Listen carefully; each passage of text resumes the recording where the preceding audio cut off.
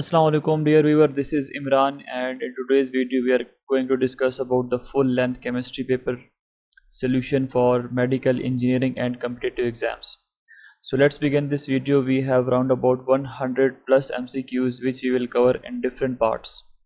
The first MCQ is the empirical formula of a compound is CH2O.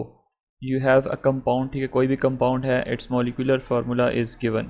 Empirical formula is given. What is empirical formula? Simplest ratio जब आप किसी भी molecule का ले लेते हो, so उसको क्या कहते हो? That is the empirical formula. Its molecular weight is 180. आपको molecular weight given है. The molecular formula of this compound is. अब आपके पास empirical formula भी है और molecular weight भी given है. You have to find out the molecular formula. First of all, you have to find out the empirical formula weight.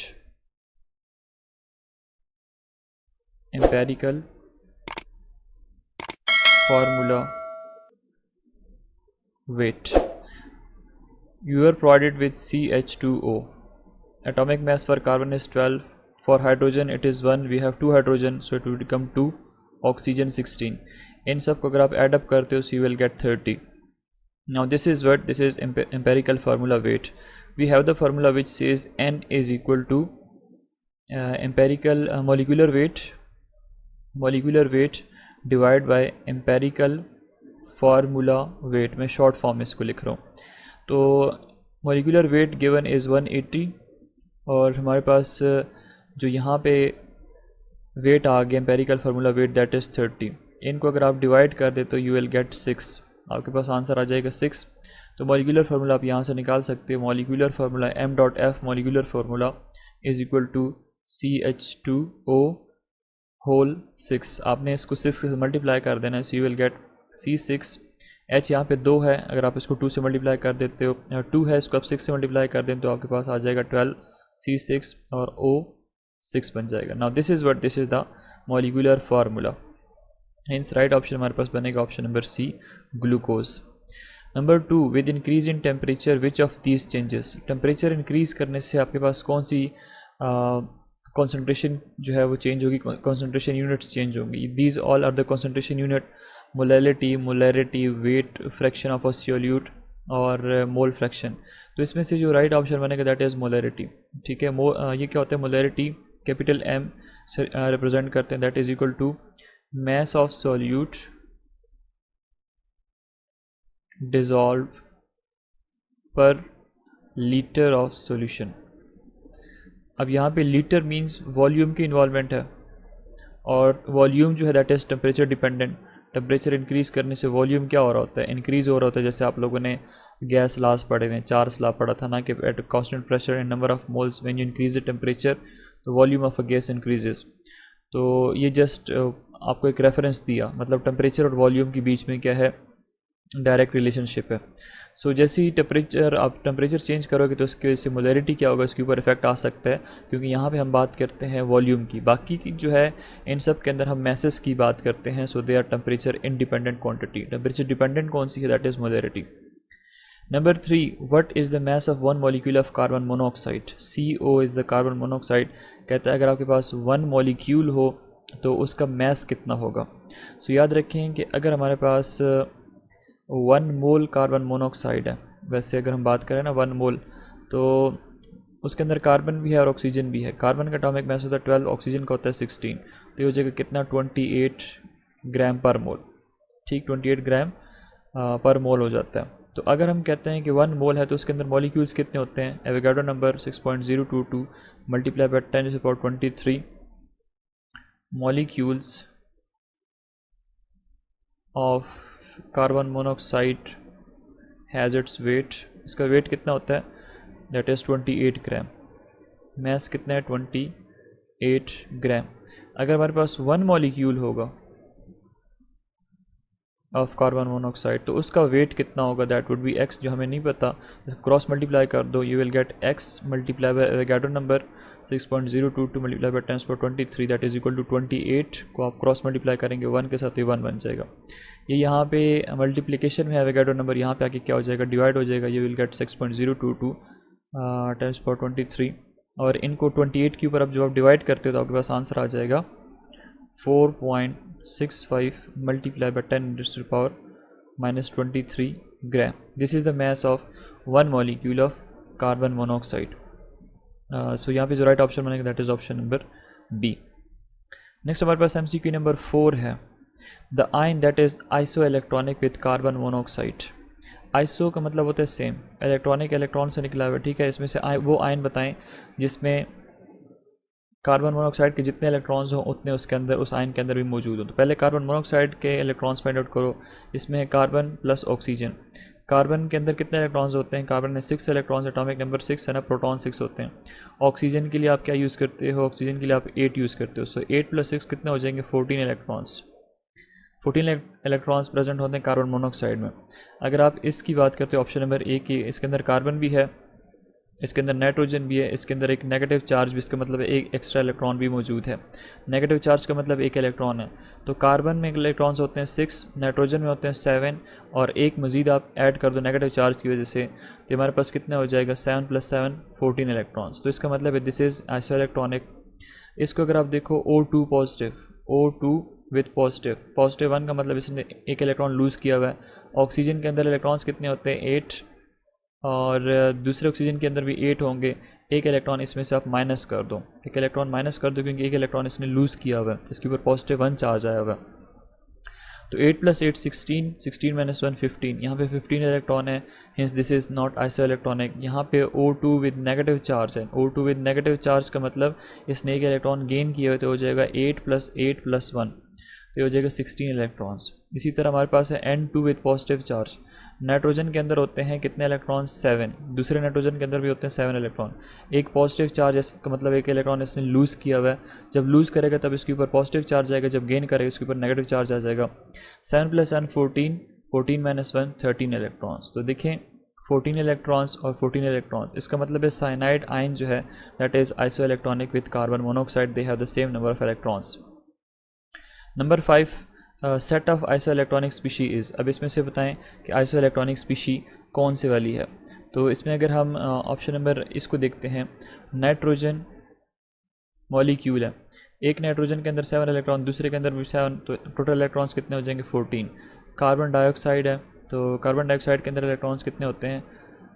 Carbon के अंदर electrons होंगे कितने? 6 और 2 ऑक्सीजन है, हर ऑक्सीजन के अंदर 8 इलेक्ट्रॉन्स हैं. तो 8 + 8 हो जाएगा 16. 8 + 8 16 + 6 22 इलेक्ट्रॉन्स. यहाँ पे 22 इलेक्ट्रॉन्स, इसका मतलब है ये तो आइसो इलेक्ट्रॉनिक नहीं है. अगर हम ऑप्शन नंबर सी को देख लेते हैं, तो ऑप्शन नंबर सी के अंदर ये नाइट्रोजन प्लस नाइट्रोजन ये हो जाएंगे 14 इलेक्ट्रॉन्स, ये हो जाएंगे 8 और 6 14 इलेक्ट्रॉन्स, ये हो जाएंगे 6 और 7 14, और ये हाँ ये हमारे पास राइट ऑप्शन मुझे लग रहा है ऑप्शन नंबर सी. देखें पहले हमारे पास है नाइट्रोजन मॉलिक्यूल, तो नाइट्रोजन का आपको कर दिया कि 7 + 7 14 इलेक्ट्रॉन्स, एटॉमिक नंबर इसका 7 है. उसके बाद कार्बन मोनोऑक्साइड में कार्बन का 6, ऑक्सीजन का 8, 8 + 6 14 इलेक्ट्रॉन्स, ये ठीक हो गया. CN with negative charge, carbon 6 nitrogen 7, एक इलेक्ट्रॉन इसने गेन किया तो पॉजिटिव 1 हो जाएगा. 7 + 7 ये हो जाएंगे 14 इलेक्ट्रॉन्स. यहाँ पे 14 इलेक्ट्रॉन्स, यहाँ पे 14 इलेक्ट्रॉन, यहाँ पे 14 इलेक्ट्रॉन्स. पीछे रह गया O2 with positive sign, O2 with positive 2 sign, इसका मतलब है 2 इलेक्ट्रॉन इसने लूज़ किए हुए हैं. ऑक्सीजन एक का एटॉमिक नंबर 8, दूसरे का भी 8, 2 इलेक्ट्रॉन इसने लूज़ किए हुए, तो 2 माइनस कर दो आप इसमें से. 8 + 8 16, 16 - 2 14 electrons. So option number C is the right one. These all are the isoelectronic. उसके बाद हमारे पास नेक्स्ट जो है that is question number 6, which has the highest charge to mass ratio. अब इसमें से बताएं चार्ज टू मास रेशो किसकी ज़्यादा होगी. पहले आपके पास है helium with di positive 2 charge, फिर आपके पास है प्रोटॉन, ठीक है, H पॉजिटिव, फिर आपके पास है हीलियम विद पॉजिटिव 1 चार्ज, फिर आपके पास ड्यूट्रियम विद पॉजिटिव 1 चार्ज. तो E/m हम लोगों ने फाइंड आउट करनी. E कहते हैं चार्ज और m कहते हैं मास. तो अगर हम He पॉजिटिव के लिए करते हैं तो ये क्या हो जाएगा इसका, हीलियम के अंदर इलेक्ट्रॉन्स कितने हैं? टोटल इलेक्ट्रॉन्स हीलियम के अंदर होते हैं 2, एक आप इससे रिमूव कर दो तो इसका मतलब इसके अंदर एक इलेक्ट्रॉन मौजूद है. और हीलियम का मास कितना होता है? That is 4. इसी तरह अगर आप दूसरी बात करते हो हीलियम पॉजिटिव 2 की, हीलियम पॉजिटिव 2, अब पॉजिटिव 2 का मतलब कि इसके पास क्या है, यहाँ पे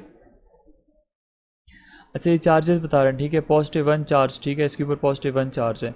यहाँ पे हीलियम के ऊपर चार्ज कितना है, +2, तो हम ई की जगह पे इसको +2 लिख देते हैं। और हीलियम का मास कितना होता है, दैट इज़ 4 सॉरी 2 को अगर आप इसके ऊपर डिवाइड कर दो आपके पास आंसर क्या आ जाएगा, 1/2 आ जाएगा, 0.5। उसके बाद हमारे पास है ड्यूट्रियम। अब ड्यूट्रियम के ऊपर चार्ज कितने हैं, दैट इज़ +1, ठीक है, चार्ज कितने हैं, +1, तो हो जाएगा +1 डिवाइड बाई ड्यूट्रियम का मास कितना होता है, 2 होता है, हाइड्रोजन का 1 होता है, तो ड्यूट्रियम का कितना होता है, 2 होता है, क्योंकि 2 इलेक्ट्रॉन्स होते हैं उसमें, तो हो जाएगा +1/2।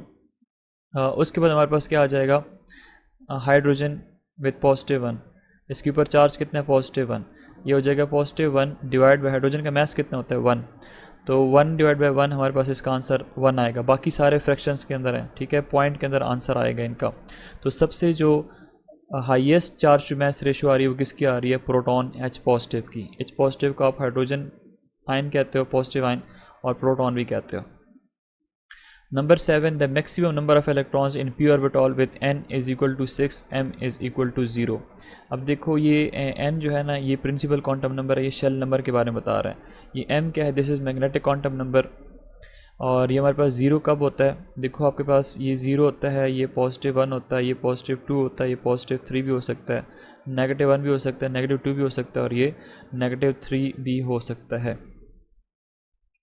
अगर ये s है तो इसके लिए वैल्यू 0 हो जाएगी, और अगर हमारे पास ये p है तो इसके अंदर वैल्यू जो है ये +1 भी हो सकती है, +2 0 भी हो सकती है, और -1 भी हो सकती है। इसी तरह d की लिए वैल्यू क्या होती है, 0 भी हो सकती है, +1 भी हो सकती है, +2 भी हो सकती है, -1 भी हो सकती है, -2 भी हो सकती है। क्वांटम जो नंबर्स हैं वहाँ पे आपको मैंने ये चीज़ पढ़ाई थी।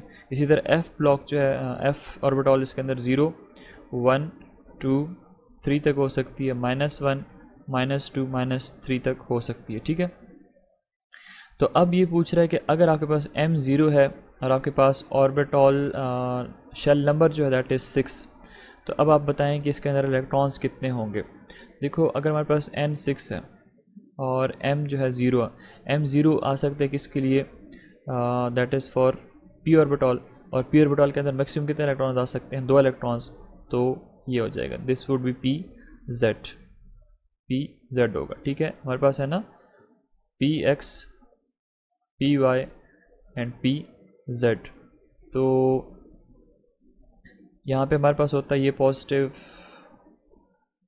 ये -1, और pz के लिए 0। p ऑर्बिटल के अंदर टोटल इलेक्ट्रॉन्स जो है वो एकोमोडेट हो सकते हैं कितने, 6, px, py और pz, 1, 2, 3, 4, 5 और 6। तो ये 6p की बात करें तो इसका मतलब 6p के अंदर 2 इलेक्ट्रॉन्स ही आ सकते हैं। नेक्स्ट हमारे पास है 8, the quantum number which is responsible for the size of electron cloud is. अच्छा, अब साइज़ के बारे में कौन बताता है, ये हम लोगों ने बताना है। तो साइज़ के बारे में हमें बताता है प्रिंसिपल क्वांटम नंबर, ठीक है, जिसको आप स्मॉल n के साथ रिप्रेजेंट करते हो। ये आपको क्या बता रहा है, साइज़ के बारे में बता रहा होता है, या डिस्टेंस फ्रॉम द न्यूक्लियस बता रहा होता है। ये स्पिन के बारे में बता रहा होता है, न्यूक्लियर स्पिन के बारे में, इलेक्ट्रॉन जो है स्पिन कर रहा है अपने एक्सिस पे और around the nucleus. Azimuthal quantum number, इसको आप स्मॉल s से रिप्रेजेंट करते हो। एज़मुथल क्वांटम नंबर को आप स्मॉल l से रिप्रेजेंट करते हो। ये हमें शेप्स के बारे में बता रहा होता है, ऑर्बिटल की जो शेप्स है ना उसके बारे में बता रहा होता है। और magnetic quantum number magnetic properties के बारे में बता रहा होता है, जिसको हम स्मॉल m के साथ रिप्रेजेंट कर रहे होते हैं। उसके बाद हमारे पास है number 9, Zeeman effect refers to dash. अब ज़ीमन इफेक्ट हमें किस चीज़ के बारे में बता रहा होता है कि अगर हमारे पास splitting up of lines in emission spectrum in a magnetic field, अगर आपके पास कोई स्पेक्ट्रम है, ठीक है, कोई आपके पास स्पेक्ट्रम, जैसे आप लोगों ने हाइड्रोजन स्पेक्ट्रम पढ़ा है बोर एटॉमिक थ्योरी का, उस स्पेक्ट्रम को जब आप रखते हो किसके अंदर, मैग्नेटिक फील्ड के अंदर, ठीक है, आप स्ट्रॉन्ग मैग्नेटिक फील्ड के अंदर इसको रख देते हो, तो अब उस वजह से क्या होता है, मज़ीद स्प्लिट हो जाता है, इसकी लाइंस जो है ना मज़ीद प्रोमिनेंट हो जाती हैं। This splitting is known as Zeeman effect, hence option number C is the right one. इसके साथ अपोजिट जो एक और होता है दैट इज़ स्टार्क इफेक्ट।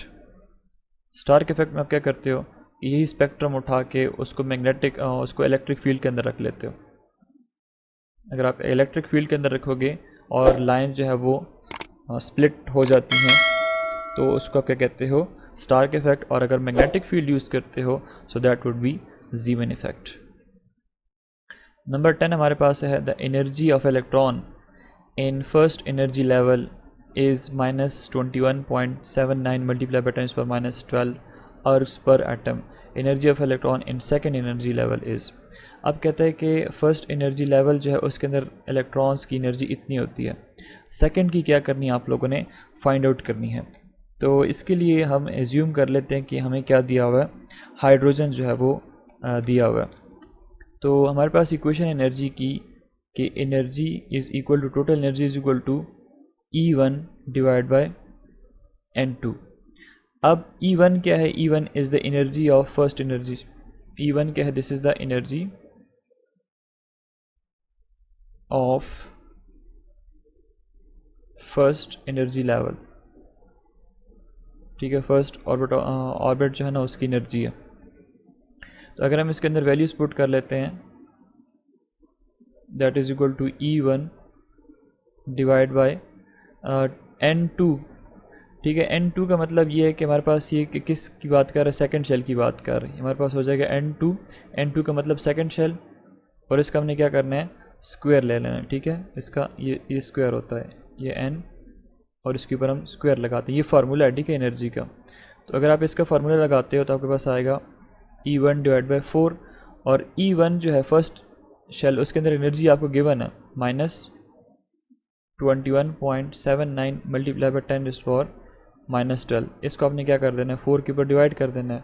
जो 4 के अंदर डिवाइड करते हो तो आपके पास आंसर जो आएगा that would be minus 5.447 multiply by 10 to the power minus 12 ergs, ठीक है। तो इसका मतलब है कि यहाँ पे जो राइट ऑप्शन बनेगा दैट इज़ 5.44 मल्टीप्लाई पर माइनस 12 अर्ग पर एटम।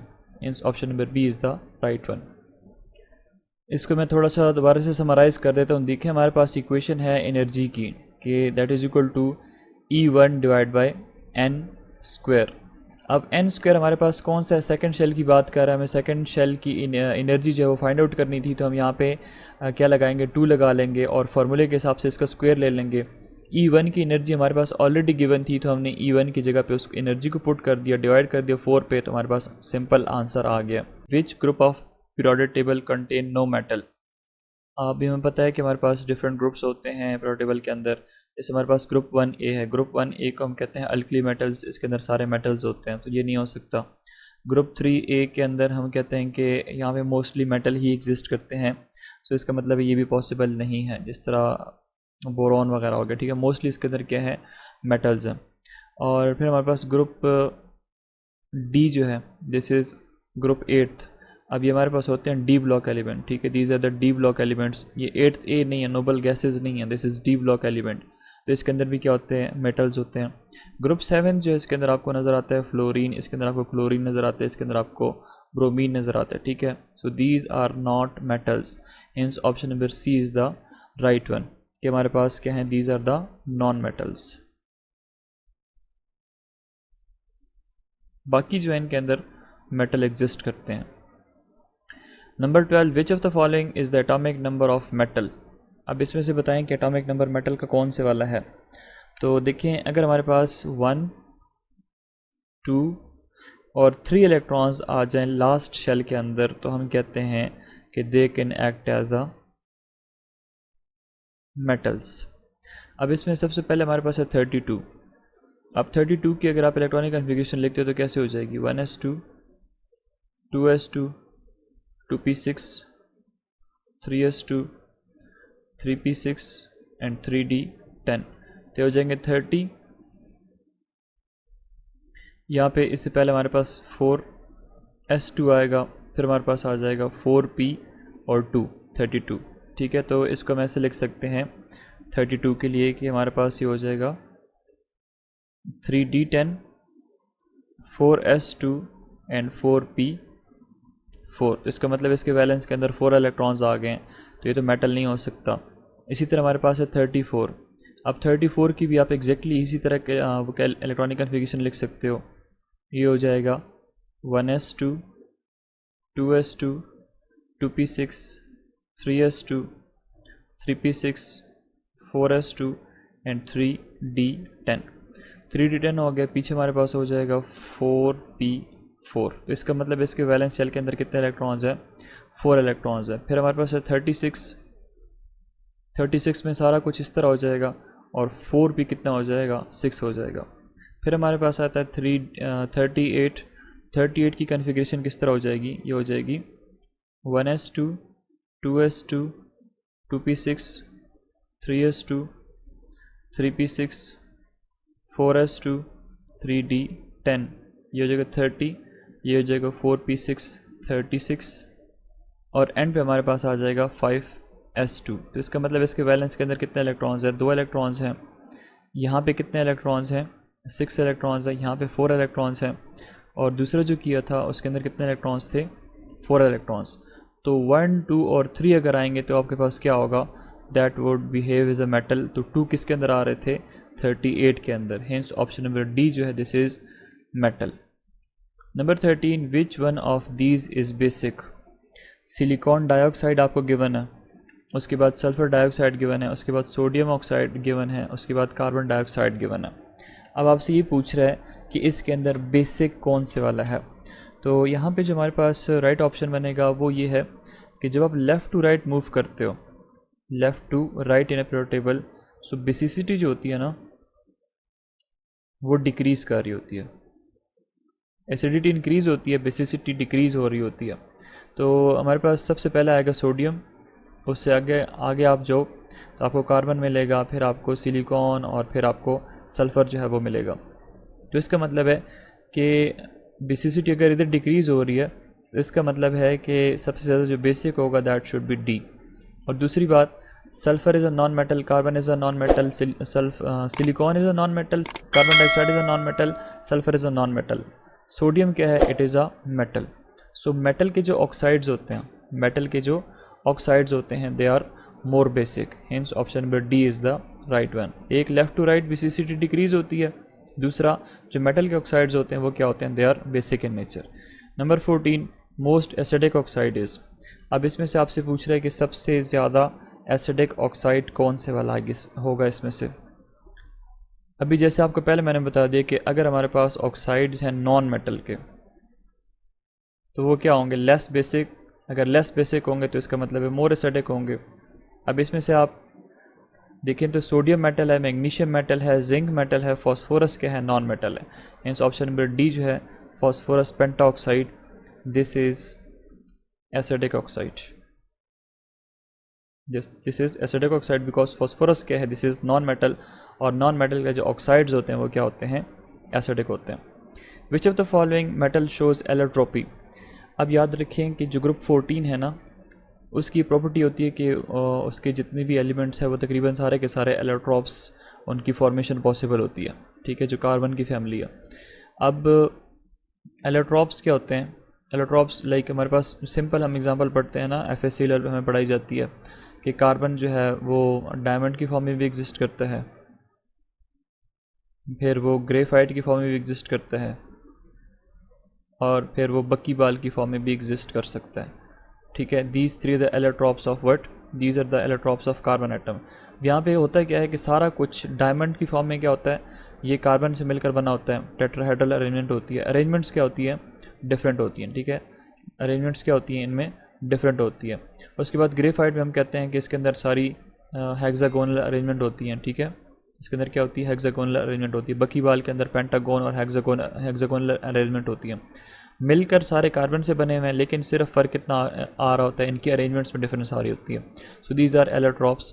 सो अब इसमें से वो बताना है कि एलोट्रॉपी शो कर सकता है।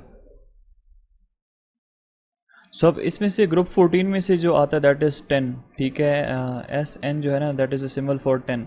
लेड नहीं देता, ठीक है, एलोट्रॉप्स। टिन जो है वो दे सकता है, लाइक हमारे पास इसके एलोट्रॉप्स हैं, ग्रे है, ठीक है, जो कि क्यूबिक फॉर्म में एग्जिस्ट करता है।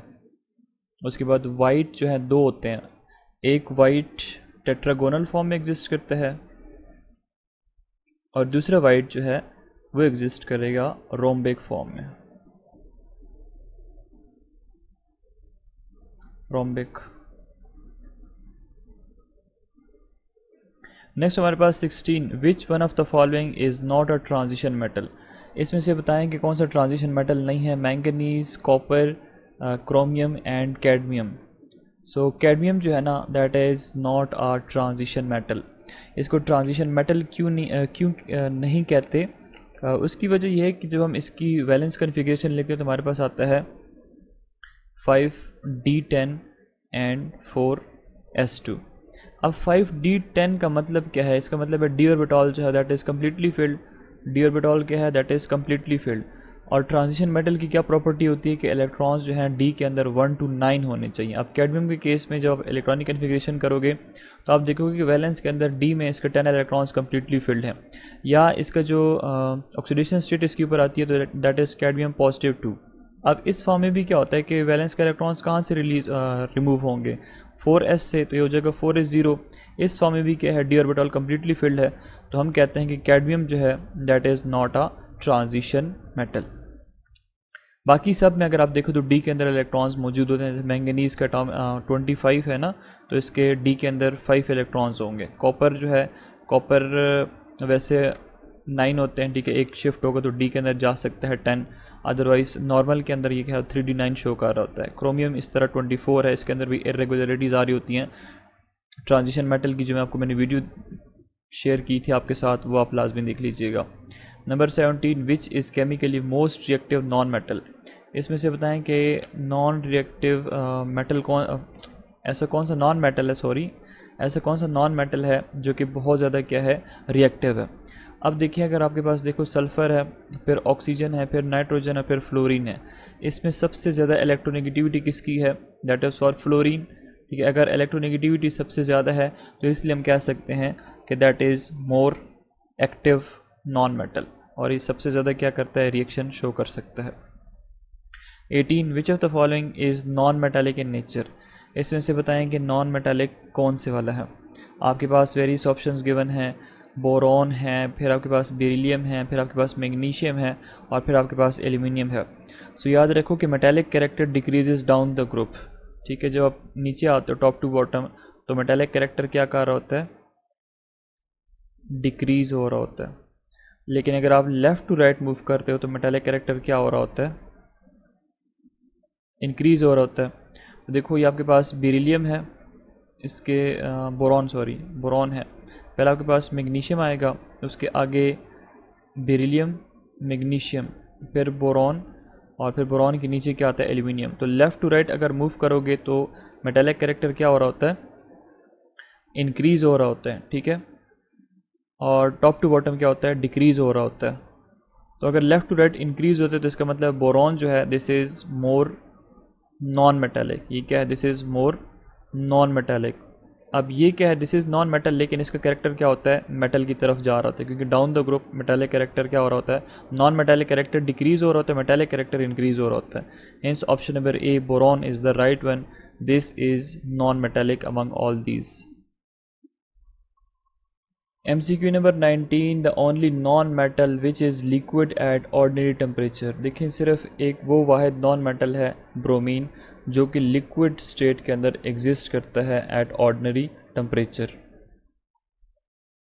और इसी तरह ये जो Hg है, Hg क्या है, दिस इज़ मरकरी, जो हम थर्मामीटर के अंदर ऐड करते हैं, दिस इज़ मेटल। ये हमारे पास क्या है, मेटल है, ये वाहिद मेटल है जो कि लिक्विड स्टेट के अंदर एग्जिस्ट कर रहा है। अब ये कन्फ्यूजिंग सा MCQ है, हम लोग जब पेपर के अंदर बैठते हैं तो डायरेक्टली जो है तो मरकरी को पिक कर लेते हैं, क्योंकि हमारे पास ये लिक्विड स्टेट के अंदर एग्जिस्ट करता है, हमें पढ़ाया जाता है।